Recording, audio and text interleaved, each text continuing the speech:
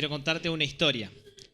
Hace muchos años, en un pueblo muy lejano, vivían dos campesinos, uno al lado del otro. Estaban muy preocupados por sus deudas.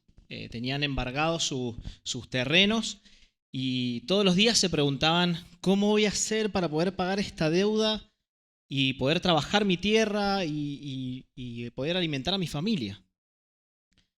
Un día estaban arando el campo y se encontraron justo en el límite entre los dos terrenos una botella con un pergamino adentro que decía: frote esta botella para obtener lo que más desea. Entonces don Juan sacó su pañuelo, se sacudió las manos y frotó la botella y dijo: quiero dinero, mucho dinero. Don José agarró después la botella, con el puño de su camisa la frotó fuerte y dijo: quiero ver cómo va a ser mi vida de acá a 30 años. Esa misma noche los dos deseos se cumplieron. Pasó el tiempo y don Juan se convirtió en una persona muy rica, un hacendado muy respetado en el pueblo. Sin embargo, cuando recibió esa gran cantidad de dinero, se empecinó en tratar de invertirlo para poder obtener más dinero y compró muchos terrenos y vivía todo el día trabajando para obtener más dinero. Y así perdió a su esposa y a sus hijos. Después de 30 años de ese suceso, don Juan era un hombre muy rico, pero era un hombre muy solo y triste. Don José, sin embargo, siguió trabajando duro todos los días como lo había seguido haciendo. Y 30 años después se encontraba rodeado de su familia, había logrado pagar sus deudas, vivía en una casita muy humilde, no tenía mucho dinero, pero era un hombre feliz. Parece casi natural que nosotros vivamos nuestra vida enfocado en nuestra propia situación, en nuestros propios intereses, nuestras preocupaciones, y realmente nos cuesta mucho levantar la mirada, mirar hacia adelante y proyectar nuestro presente desde lo que Dios ha dicho que va a hacer en un futuro. Realmente necesitamos trabajar muchísimo para poder mirar lo que Dios va a hacer y proyectar nuestro presente desde ahí, desde esa realidad. En esta historia que les contaba, la única diferencia entre estos dos campesinos es la perspectiva que ellos tenían de lo que estaba pasando en su presente. Uno está enfocado en el problema, en el dinero, pero el otro está enfocado en el futuro. Y así la persona que realmente termina sus días como una persona feliz es aquel que puede confiar en lo que ha visto, en cómo va a terminar su historia, y entiende que los problemas que está viviendo ahora, tarde o temprano, van a pasar. Sigue rodeado de sus problemas, pero trabaja, se esfuerza cada día con fe en eso que ha visto y vive su vida pensando en el día en que eso realmente se vaya a terminar cumpliendo de forma completa. Estamos siguiendo una serie, no sé si está la presentación, vamos a esperar un momentito, pero estamos terminando esta serie, Una Esperanza Viva, y queríamos terminar repasando o mencionando 4 promesas que la Biblia nos da respecto a lo que va a pasar en un futuro. ¿Sí? Son 4 promesas que la Biblia nos da respecto a eventos, 4 sucesos, cosas que van a pasar, ¿sí?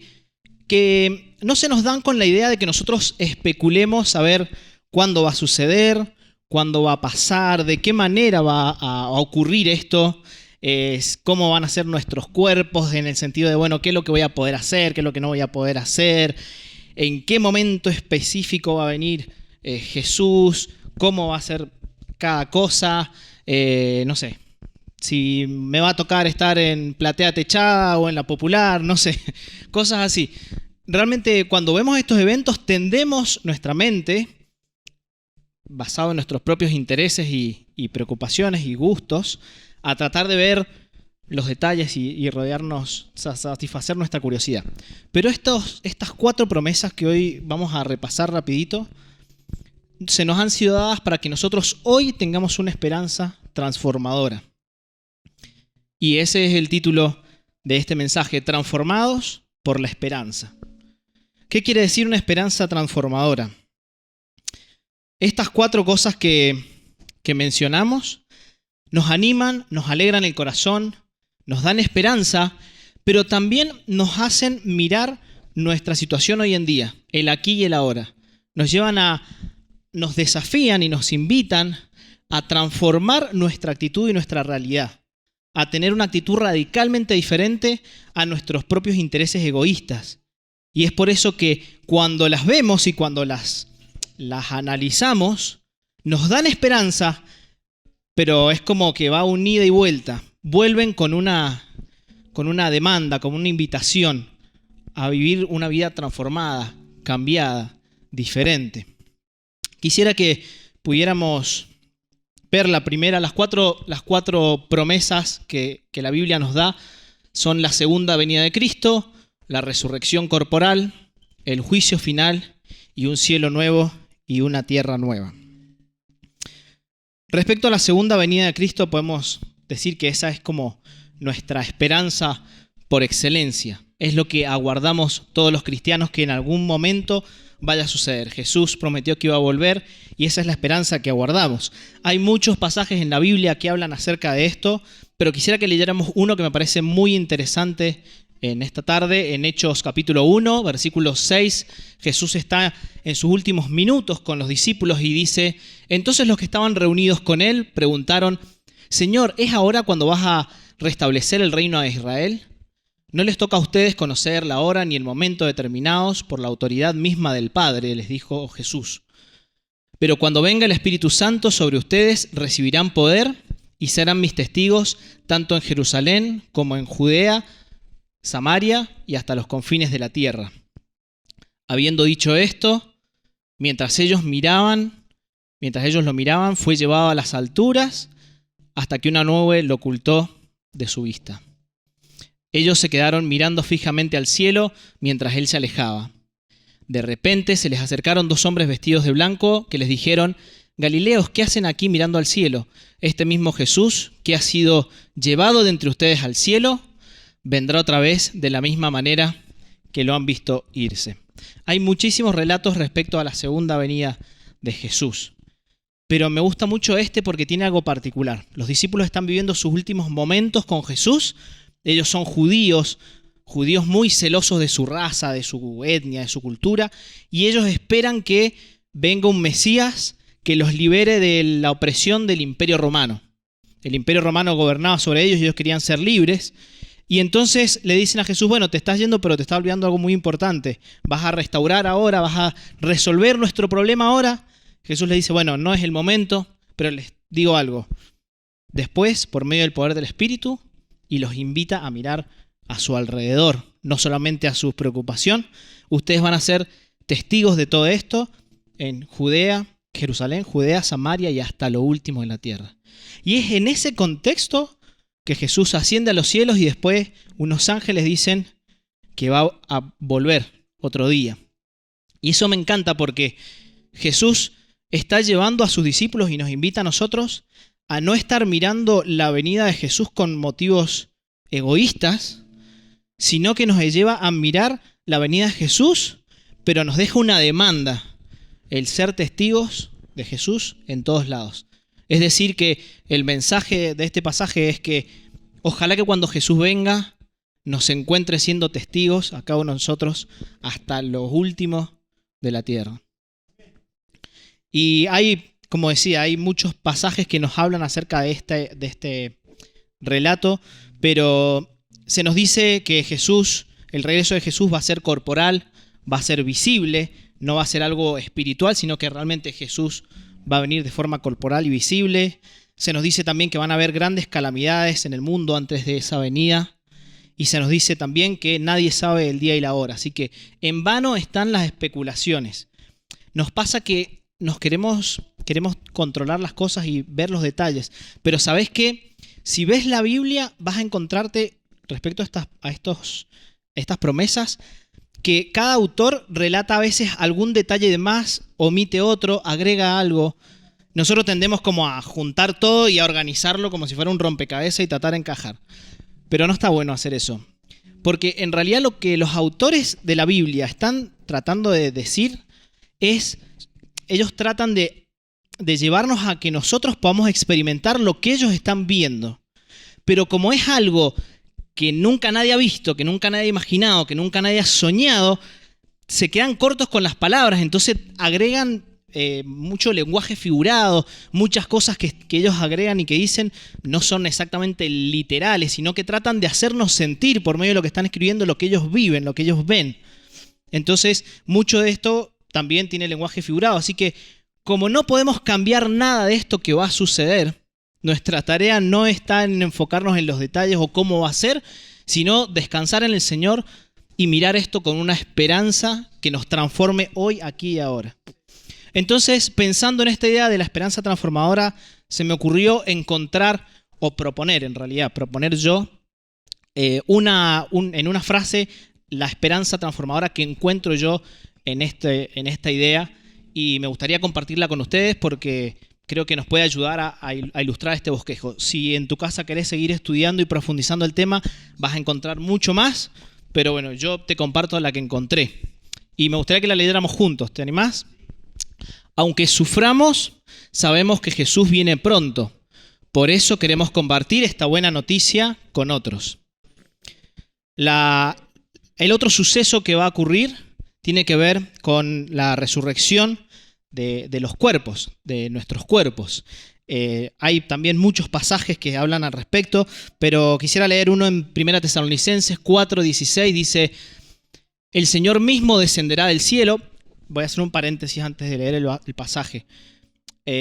Los hermanos en Tesalónica estaban sufriendo mucho y había muchos que habían muerto y muchos que habían muerto a causa de Cristo, y entonces estaban preocupados porque ellos estaban esperando que Jesús viniera. Y bueno, ¿y qué pasa si Jesús viene y ya hay unos que han muerto? Entonces, ¿qué va a pasar? Y Pablo les escribe y les dice esto: el Señor mismo descenderá del cielo con voz de mando, con voz de arcángel y con trompeta de Dios, y los muertos en Cristo resucitarán primero.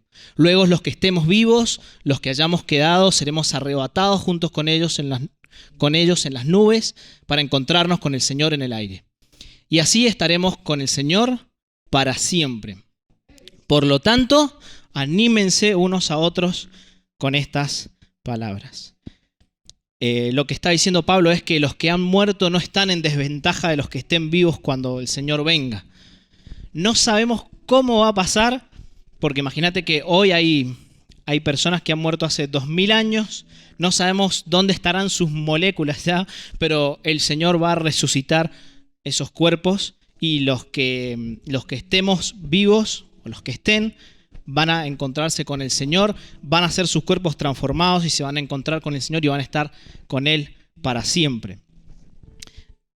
Cuando dice el pasaje encontrarse con el Señor, es un término que en el idioma griego, que es el que se escribió el Nuevo Testamento, se usaba para referirse a cuando un rey iba a conquistar una ciudad y iba a entrar a la ciudad, una comitiva de esa misma ciudad, de funcionarios o gente importante, antes de que el rey entrara, salía a recibirlo a la entrada con pompa, platillos, música, todo. Y ahí, en la afuera de la ciudad, digamos en la puerta, se reunían con él y entraban a la ciudad. Es decir, el rey iba acompañado con un séquito de personas y referentes de esa misma ciudad. Eso es la misma idea que Pablo tiene acá.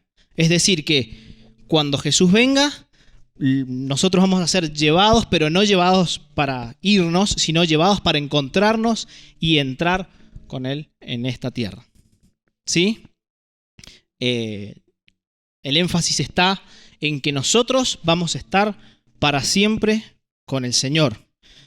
Dice Romanos 8:23, también nosotros mismos que tenemos las primicias del Espíritu gemimos interiormente mientras aguardamos nuestra adopción como hijos, es decir, la redención de nuestro cuerpo.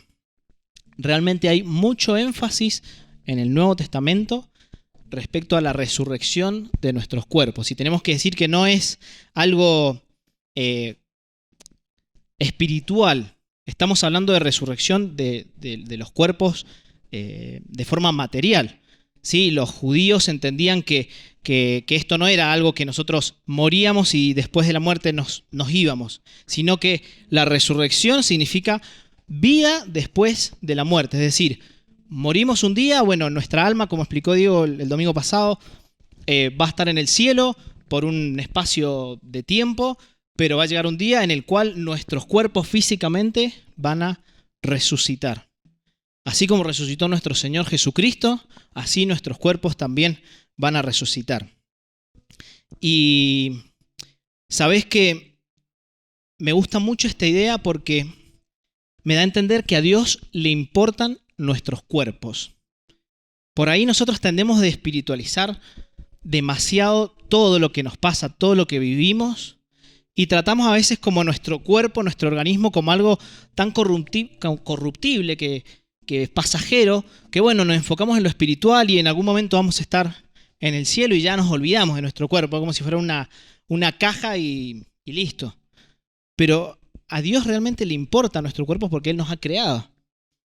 Cuando vemos los evangelios y vemos el ministerio de Jesús, lo que Jesús hacía, vas a encontrar, y te invito a que lo busques en los evangelios, que Jesús dice siempre que predicaba en las sinagogas, que anunciaba el reino de Dios y que sanaba toda enfermedad y toda dolencia.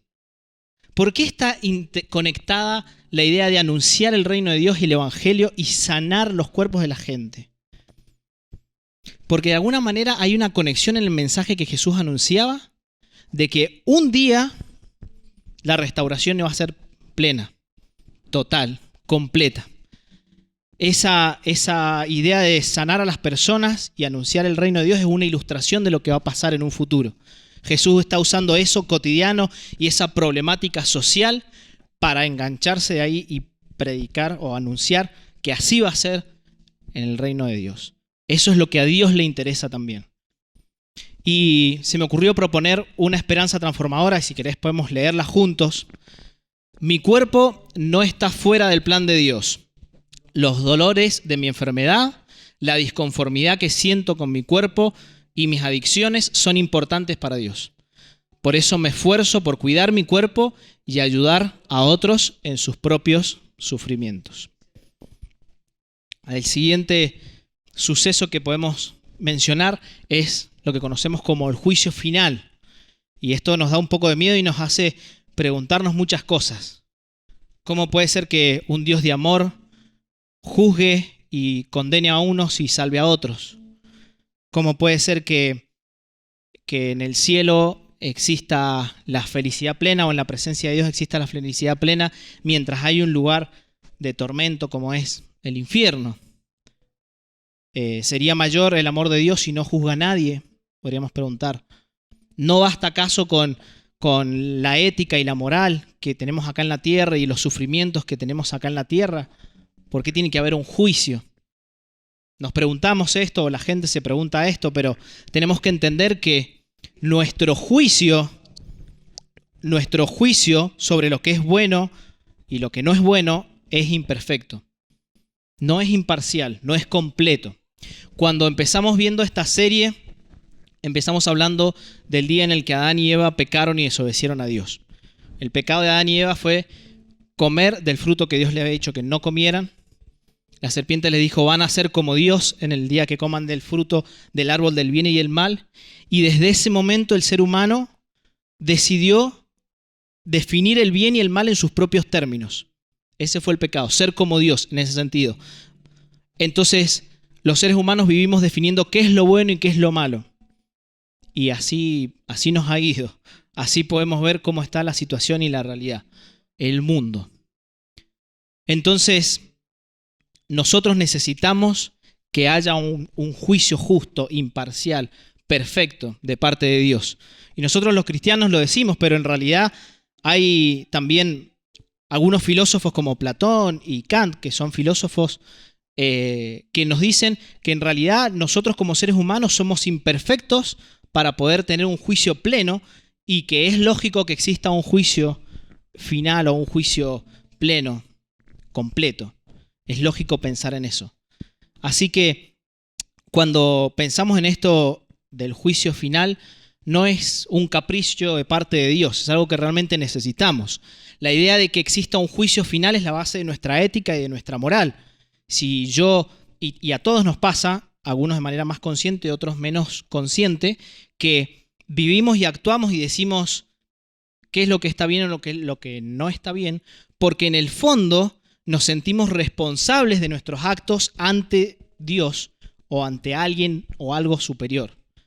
Entonces nosotros mismos necesitamos un juicio justo, un juicio pleno, un juicio final. Entonces, sabiendo que va a haber un juicio, tenemos que vivir el aquí y el ahora, siendo conscientes de este juicio y que nuestras actitudes y nuestra espiritualidad cristiana vivan interconectadas con nuestras actitudes y nuestras acciones acá presentes. A ver, cuando decimos que va a haber un juicio, no estamos diciendo que vamos a ser salvos por las obras que cada uno haga. Dice la Biblia muchísimas veces que vamos a ser salvados por nuestra fe en Jesús. Es decir, que si nosotros acá en esta tierra decidimos vivir cerca de Dios, acercarnos por medio de la fe, pedirle perdón por nuestros pecados, arrepentirme genuinamente y vivir esa fe de una forma radicalmente transformada, nosotros vamos a estar con Dios en la eternidad. Ahora, si acá en la tierra rechazamos a Dios y queremos seguir viviendo a nuestro modo, en la eternidad vamos a estar apartados de Dios. Hay muchas especulaciones que hemos visto y películas y un montón de cosas en donde se hace mucho énfasis y nos tratan de meter mucho miedo en cuanto al tormento y a la tortura que van a sentir los que estén lejos de Dios, en la condenación.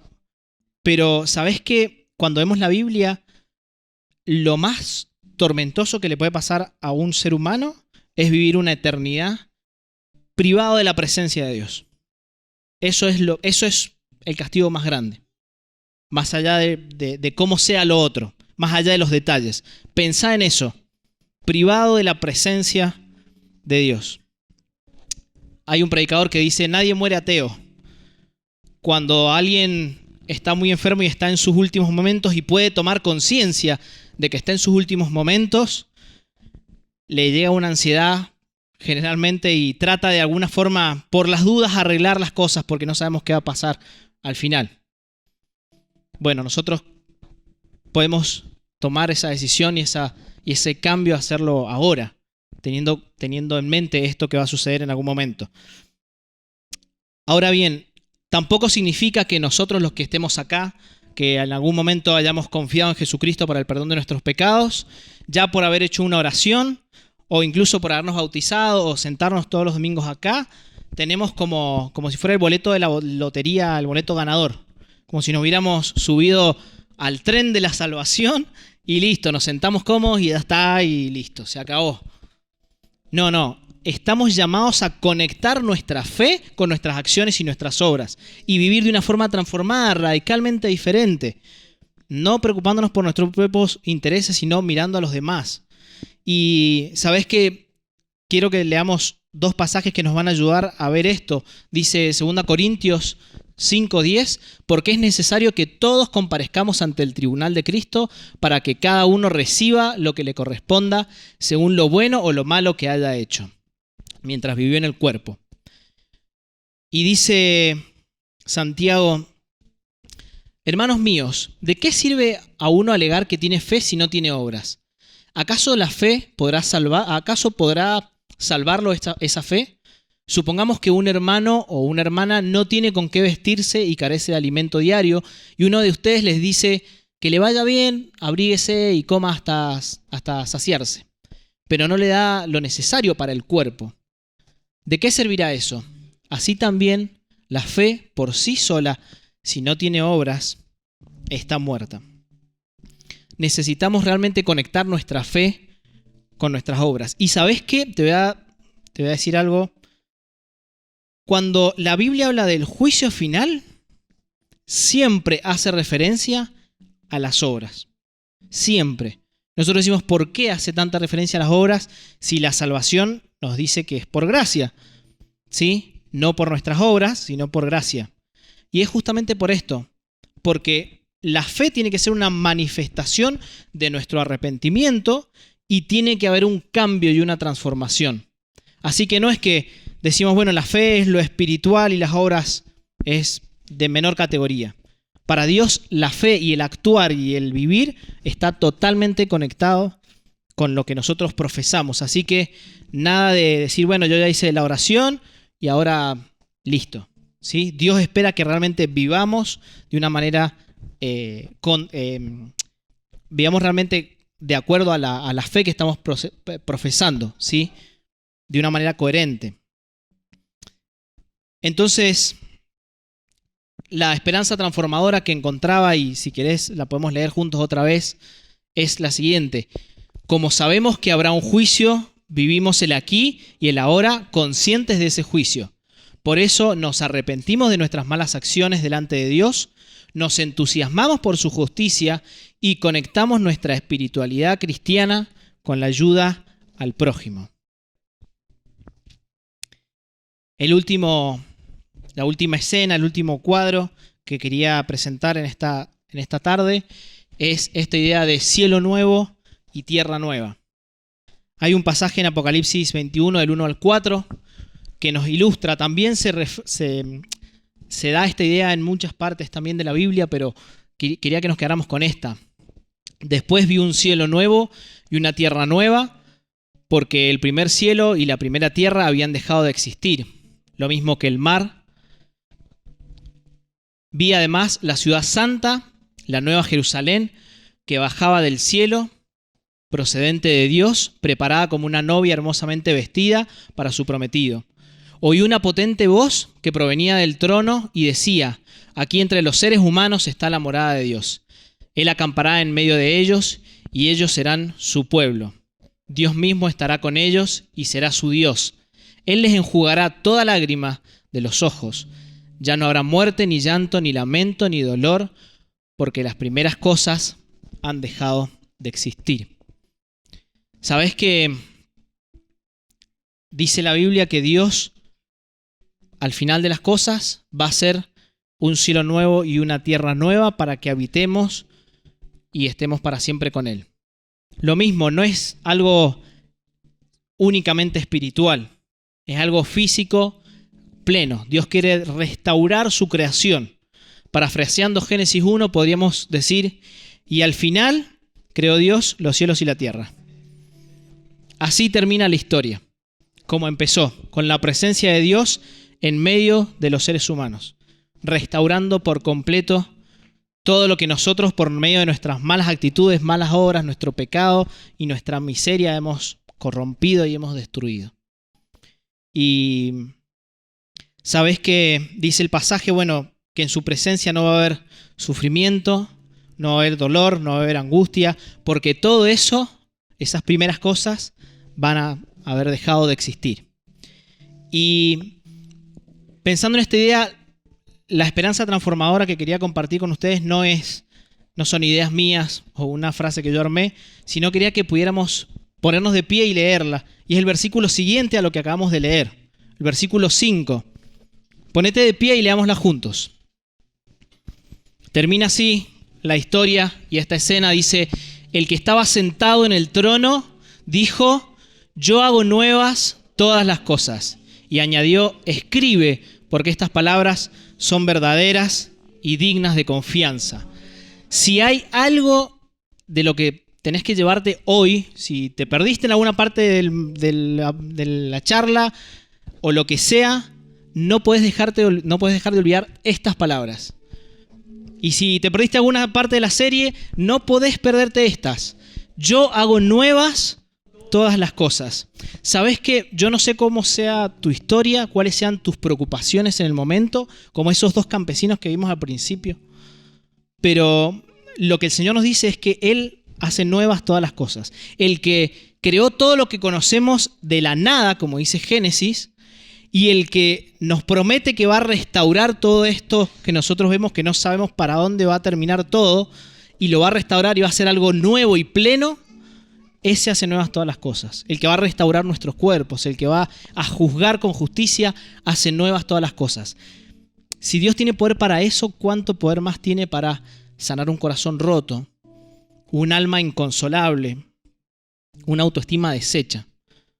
No sé cuál sea tu realidad, tu situación, pero quiero que te vayas con esta promesa, que el Señor puede hacer nuevas todas las cosas. Créelo, apropiate de eso y escribilo en tu corazón, porque como dice el pasaje, estas palabras son verdaderas y dignas de confianza, y escríbanlas porque no quiero que se les pase por alto.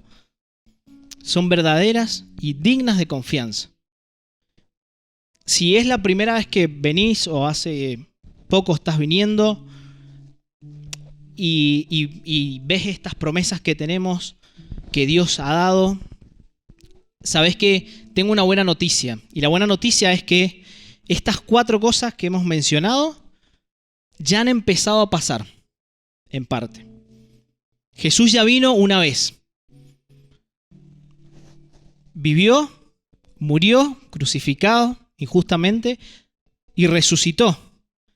Y resucitó para darnos una esperanza viva, para poder darnos una esperanza que nos transforme hoy, para que el día del juicio, cuando llegue, nosotros, por haber puesto nuestra confianza y nuestra esperanza en Jesús y poder mirar nuestra vida desde una perspectiva distinta y arrepentirnos y vivir de forma transformada, podamos estar el día del juicio en paz, porque sabemos que vamos a estar para siempre con Él.